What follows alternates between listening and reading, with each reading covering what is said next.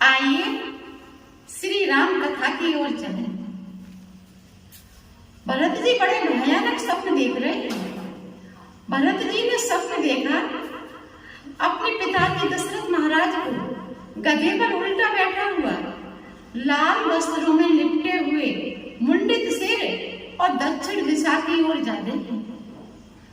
भरत जी ऐसा स्वप्न देख रहे हैं, घबरा करके बैठ जाते हैं, भयभीत हो जाते हैं और मन ही मन में विचार करते हैं, कहीं हमारी अवधपुरी में अनिष्ट तो नहीं हो गया। मन में अनिष्ट की आशंका हो रही है। प्रातः होते ही भरत जी ने ब्राह्मणों को बुलवाया है और यज्ञ हवन करवा रहे हैं, ये विचार करके कि हमारी अवधपुरी में कुछ अनिष्ट न हो। तीव्रगामी दूतों को वशिष्ठ जी ने केकई देश में भेजा है। जब तीव्रगामी दूत केकई देश में पहुंचे और भरत जी से कहा कि आपको गुरुदेव ने याद किया है। भरत जी के मन में अनिष्ट की आशंका गहरा गई कि गुरुदेव ने याद किया, मेरे पिताजी का कोई समाचार नहीं, परमाराध मेरे प्रभु का कोई समाचार नहीं, लक्ष्मण जी, कौशल्या मैया, सुमित्रा मैया का कोई समाचार नहीं, गुरुदेव ने याद किया है। और भरत जी शीघ्र ही तीव्रगामी दूतों के साथ चल दिए। इधर देखिए, राजभवन में राज मुकुट रखा, सुनहरे वस्त्र से ढका हुआ। केकई महारानी उस राज मुकुट को देखती हैं और ठठाका देकर के हंसती हैं, और कभी उस राज मुकुट को वस्त्र हटा करके देखती हैं और देख करके ठठाका दे करके हंसती हैं और मन में विचार कर रही हैं कि इस राज मुकुट को राम को पहनाने जा रहे थे, राम का राज अभिषेक करने जा रहे थे, मैंने अपने पुत्र भरत के लिए छीन लिया इसको। अब तो मेरा पुत्र भरत इस राज मुकुट को पहनेगा, इस राज गद्दी का उत्तराधिकारी हमारा भरत बनेगा, हमारा भरत राजा बनेगा। इस प्रकार से केकई महारानी आनंदित हो रही है, हंस रही है। जब भरत जी तीव्रगामी दूतों के साथ अवधपुरी में पहुंचे तो भरत जी को अवधपुरी बदली बदली दिखाई दे रही है। प्रजाजन भरत जी से कोई बात ही नहीं कर रहा है, दूर होकर के निकल जाते हैं और पास होकर निकलते मुंह मोड़ लेते हैं। तो भरत जी उनसे पूछते, भैया कैसे हो? तो ठीक हूं, ऐसा कहकर के प्रजाजन आगे चली जाती है। आज भरत जी को अवधपुरी वन प्रदेश जैसी नजर आ रही है। भरत जी के मन में आशंका हो रही है। तो देखिए, भरत जी ने केकई महारानी के भवन के लिए दौड़ लगा दी। ये विचार करके केकई महारानी के भवन के लिए दौड़ लगा दी क्योंकि केकई महारानी राम को अतिशय प्रेम करती है और जितने राम से जुड़े हुए हैं सभी केकई महारानी के भवन में रहते हैं। दशरथ महाराज, कौशल्या मैया, सुमित्रा मैया, लक्ष्मण जी सभी केकई माँ के भवन में रहते हैं। इसलिए भरत जी ने केकई माँ के भवन के लिए दौड़ लगा दी। प्रजा कहने लगी, देखो देखो माँ बेटे की मिली भरत है। मैं तो पहले ही कह रहा था कि देखिए ये माँ बेटे की मिली भरत है। भरत सबसे पहले अपनी माँ केकई के भवन में गया है और भरत जी तो ये विचार करके केकई माँ के भवन में गए थे कि पिताजी परमाराध्य प्रभु, माताएं, लक्ष्मण जी सब केकई माँ के भवन में मिले।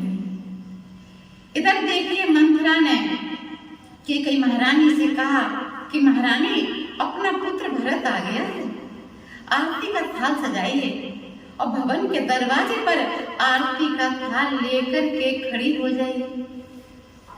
अब यह प्रश्न उठ रहा है, प्रश्न ये उठ रहा है कि भरत जी का प्रेम प्रकट नहीं है और लक्ष्मण जी का प्रेम प्रकट, क्योंकि मेरे प्रभु जब खेलते थे तब प्रभु ने भरत से कहा कि दो दलों से ही खेल अच्छा लगता है, एक दल से मजा नहीं आता।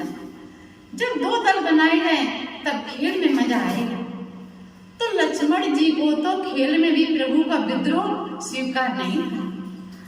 लक्ष्मण जी दौड़ करके प्रभु के दल में मिल गए और भरत जी खड़े रह गए। भरत जी को अपनी खुशी से खुशी नहीं थी। भरत जी को यह था कि मेरे प्रभु किसमें खुश होंगे, मेरे प्रभु को किसमें सुख मिलेगा। भरत जी वही करते थे।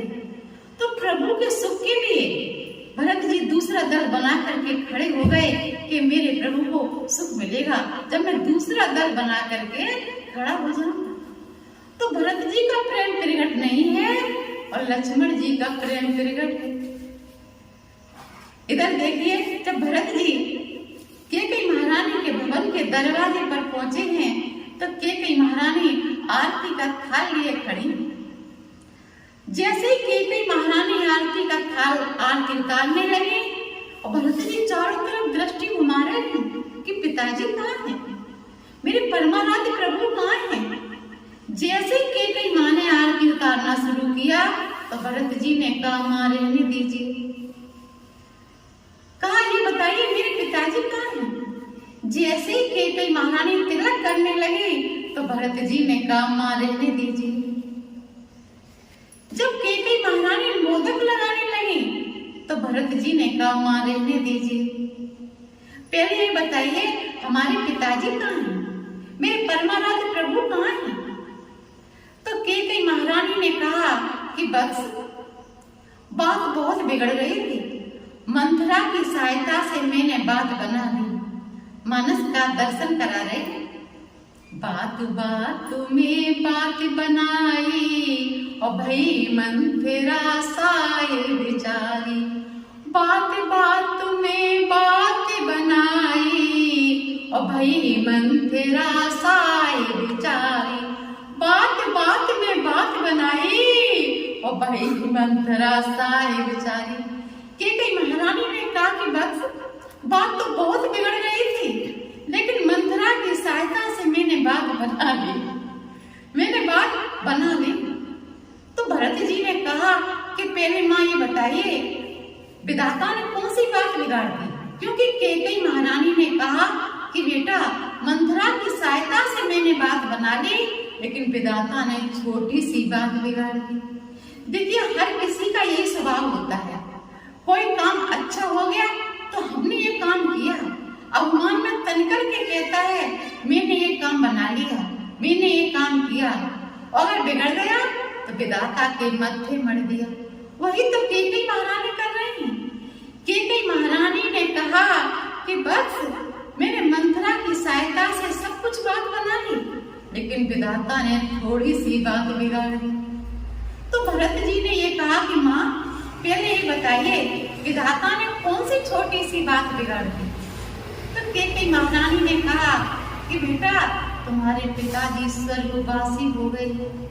पिता के स्वर्गवास की बात सुनकर के भरत जी के नेत्रों से अश्रु बहने लगे।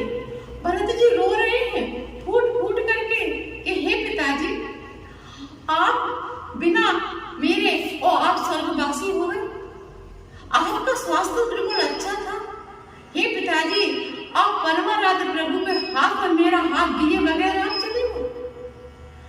अचानक याद आया भरत जी को कि जब मैं गया था तब पिताजी का स्वास्थ्य बिल्कुल अच्छा था।